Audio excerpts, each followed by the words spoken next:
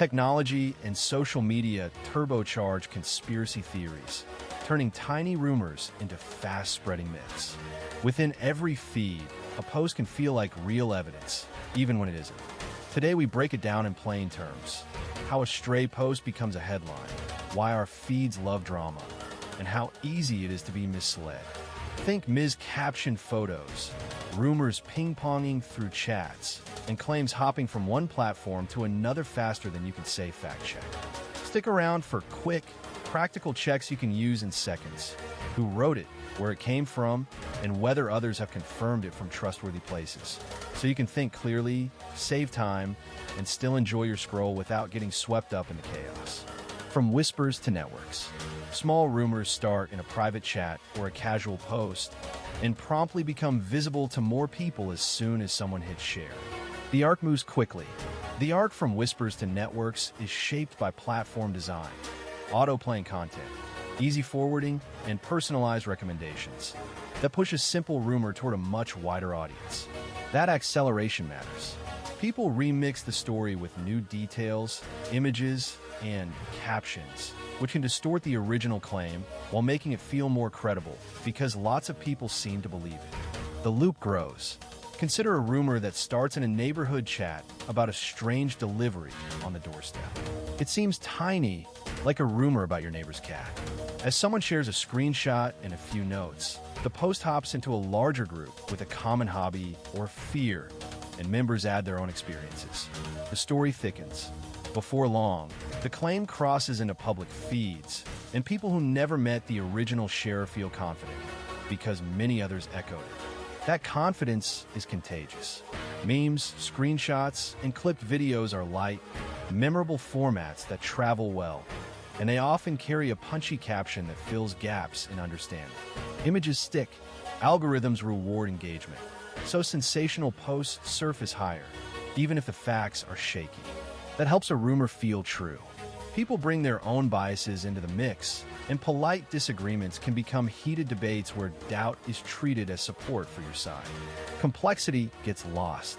What helps is slowing down and checking sources, but that takes effort and time. So you can train a habit. Look for the original source. See if a credible outlet covered it, and compare what multiple independent voices say. Ask questions. When in doubt, pause the share button and step back, because a network can feel like a chorus, but a chorus can sing the wrong tune. Keep it human. Platforms, algorithms, and amplification. Platforms are designed to grab attention and keep people scrolling. The central mechanism behind what you see is an algorithm that acts like a personal guide through a vast pile of content. It uses signals from what you do, what you click, watch, comment on, or skip to decide what is shown next. Content that provokes strong emotion or invites action tends to travel farther. That makes sensational claims carry more weight in your feed. If you tap on a video that hints at a big conspiracy, the system notices your interest and serves more items like it, sometimes from accounts you've never heard of. Amplification is the engine behind spread. When you like, share, save, or comment, the platform treats that as a vote of interest and multiplies the reach of that content. Shares send posts beyond your circle. A meme about a secret plan can jump from a tight group chat to a broader audience when someone reshares it to a public page. The algorithm picks up the pattern and pushes more of it if the form keeps people engaged. Live features, duets, stitches, or replies can magnify a single claim, turning a small idea into a public conversation. Conspiracy content often rides on emotion and novelty. Algorithms reward watch time and engagement, not truth.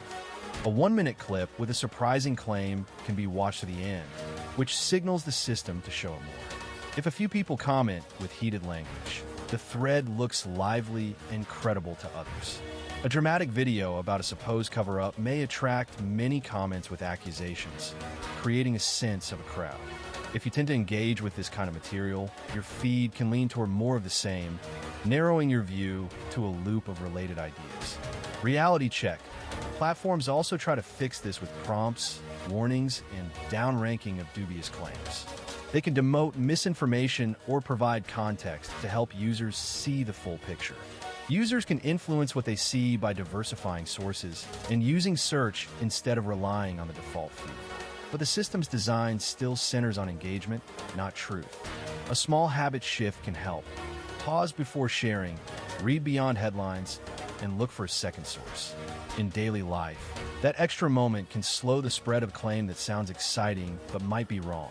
The misinformation ecosystem and echo chambers. The misinformation ecosystem thrives on quick sharing and strong feelings.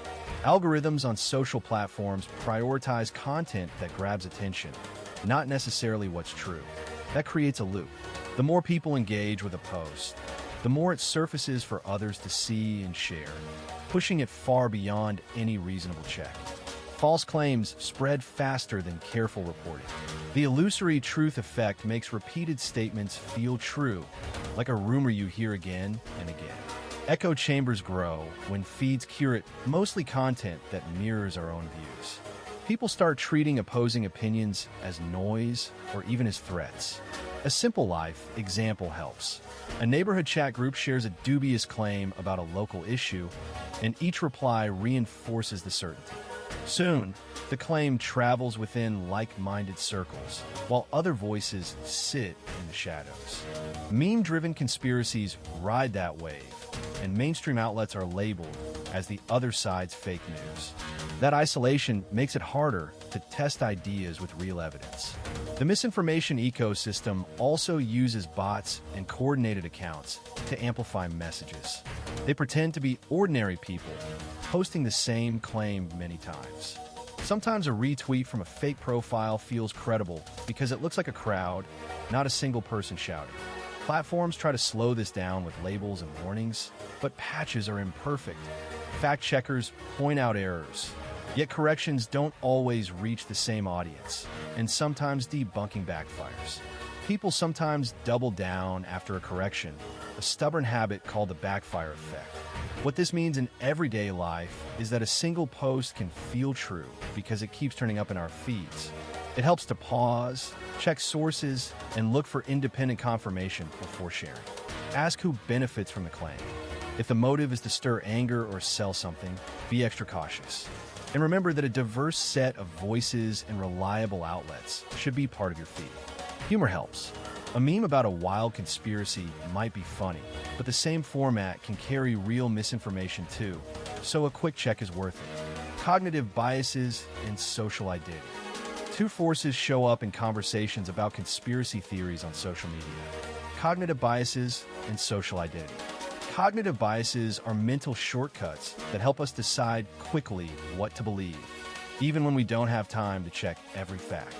They can push us toward patterns that feel true because they fit our lived experience or the stories we already tell ourselves. For example, confirmation bias makes us notice posts that echo what we already think and skim past evidence that disagrees. The availability bias tricks us into believing something is common or likely simply because we just seen a striking example. People often see connections where none exist. A few odd coincidences can feel like a grand plan if they pop in a memory together. These shortcuts work fast, but they also make us vulnerable to conspiratorial thinking when topics are complex and emotionally charged. Social identity is about who we belong to and how that shapes what we believe. In-group bias pushes us to trust the views of our own group and to doubt outsiders. We want to feel safe in our group, so we adopt its stories. The backfire effect can show up when beliefs are challenged. Some folks hold on to their views even tighter to defend the group. After a few online chats, opinions can tilt toward the more extreme and to show loyalty. The group norm shifting as members push one another to take a stronger stance. In everyday life, you can recognize this when people start signaling belonging through the ideas they share, not just what they think is true. It's common to see a family, a neighborhood circle, or a hobby group gravitate toward a shared narrative as a way to reinforce their identity. On social platforms, these forces meet how content is shown and spread. Algorithms tend to feed us what we already like, making it easier to stay inside a familiar bubble. Memes and quick posts act like identity badges. letting someone signal first am one of us with a single share or comment. A claim that fits the group's vibe travels faster because trusted insiders give it a thumbs up, and that social endorsement feels like evidence in itself. When an idea is reinforced by several voices in the same circle, it begins to look rock solid, even if real checks are scarce.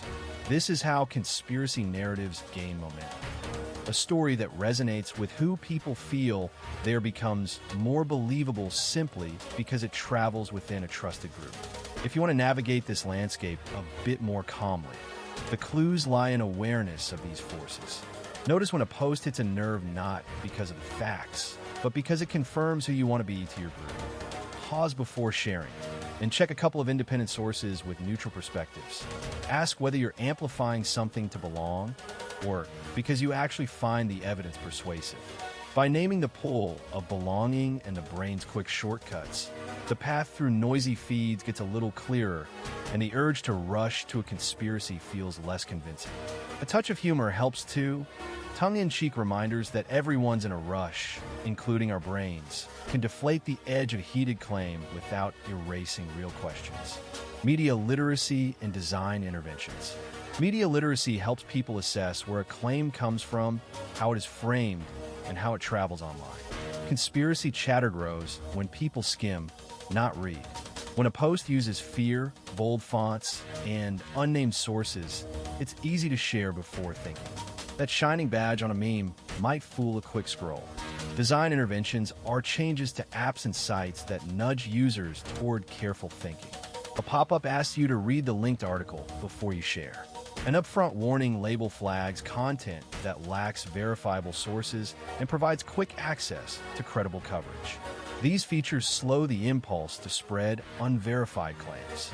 Media literacy is most effective when taught as everyday practice, not as a one-off lesson. Families, schools, and workplaces can build simple habits. A coworker who checks the author's name, the publication, and whether there are multiple sources turns a rumor into a careful question. Funny thing happens when you do this. Memes lose their power over you. Effective interventions blend teaching and design, and they need ongoing tuning. Some people push back against labels. User testing helps designers see what works in real life, like whether prompts slow sharing without annoying everyone. The aim is to let curiosity lead to fact checks, not silence. Building resilient information environments. Conspiracy theories spread more easily when information ecosystems are fragile, noisy, and fast-moving. Building resilience means designing systems that slow down, check, and contextualize information before it spreads. It's not about silencing ideas, but about giving people reliable signals they can trust. A real-world moment helps. You see a post that sounds dramatic, you pause, you check a reputable fact-check site, and you discover it's exaggerated or false. The result is a calmer feed and a better decision about what to share. When information flows faster than our judgment, false claims ride the wave. Resilience builds a brake pedal for that ride. The aim is to keep credible voices audible while reducing obvious misinformation, without turning the feed into a stone wall. Reliable signals matter more than clever slogans. Labels like disputed or context help users understand what they are looking at. Friction in sharing, like a quick prompt to read an article before forwarding, can cut impulsive reposts. Individuals can practice a simple routine.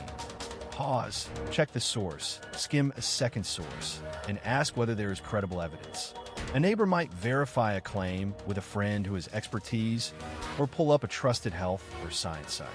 Platforms can help by elevating authority sources and de-emphasizing unverified posts, without silencing smaller voices.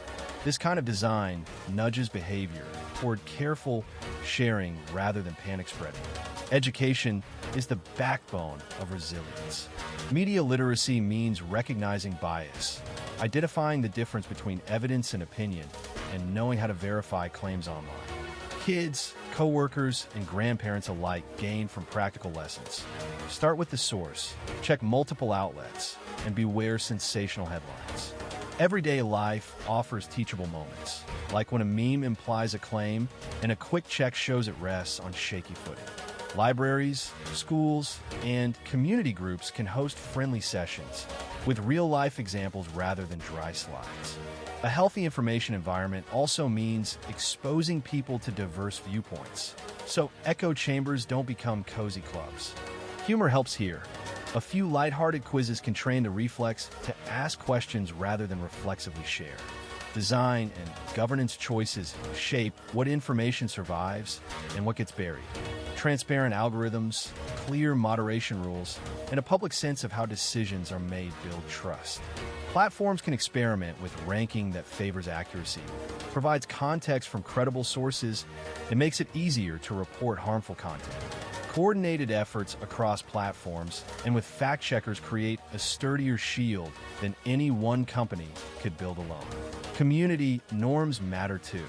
Local moderators and trusted voices can diffuse misinformation before it sprouts. Resilience is ongoing work, not a one-off fix. The goal is a healthier information ecosystem where truth has a fair chance to reach people, and where sharing is a thoughtful act rather than a reflex. That's the bottom line. Technology and social media don't invent conspiracy theories from thin air. They speed them up, spread them wider, and let them ride on our natural curiosity. The real fuel is quick takes, strong emotions, and not checking sources. Algorithms push what grabs attention, not always what's true. So misinformation travels farther when we share before we verify. You've probably felt this in real life too, seeing a post that sounds wild, then taking a moment to check a source and realizing it wasn't the whole story or was just a meme dressed as fact. We've all been there, scrolling faster than a caffeinated squirrel. If this helped, hit like, subscribe, and share with a friend who loves a dramatic headline but sometimes skips the check. And drop a comment with a post you questioned lately. We can unpack it together. In the next videos, we'll break down how to tell real science from hype online, do quick fact checks, and maybe even do a live debunk session. More practical tips, less confusion, so we can all surf the web a little smarter.